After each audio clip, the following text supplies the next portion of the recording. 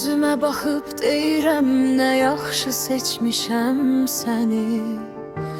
Birazdan bir söz yetir, dağılır içim səsim. Eyni ev, eyni otaq, yad kimi yaxı biz.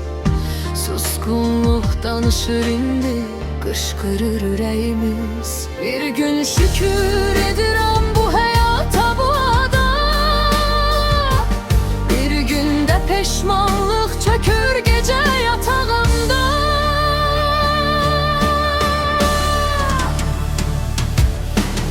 Evliyəm, amma xoşbəxtəmmi bilmirəm. Gülürəm, içimdə min parça ürək var. Qaçmaq istəyirəm, kaş gel yatıp getməyə. Amma bir qızım var, məni saxlayan.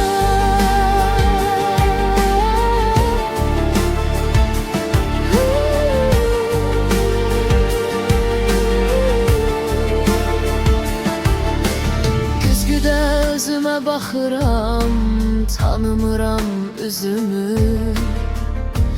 Dözürəm hər gün, biraz da öldürür özümü. Kaş ki evlənməzdim, dilimdə acı söz.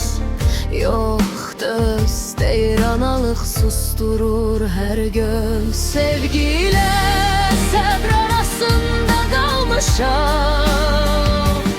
Özümü yox, başqasını düşünmüşəm.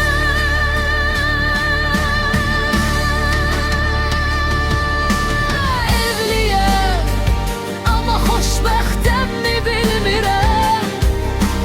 Hər gecə sual verir bu səssiz divarlar. Qaçmaq istəyirəm, hər şeyi atıp getməyə.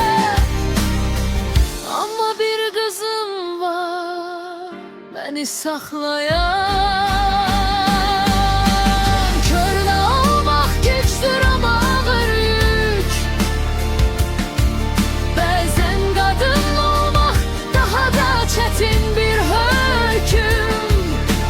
Mən də xoşbəxt olmaq istəyirdim axı, sadəcə dözən qadın deyil, yaşayan biri.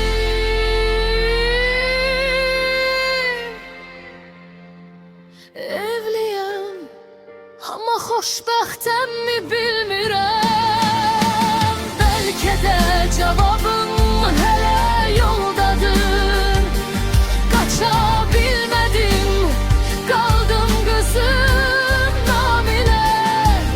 Amma bu ağrı dözülməz olub artıq.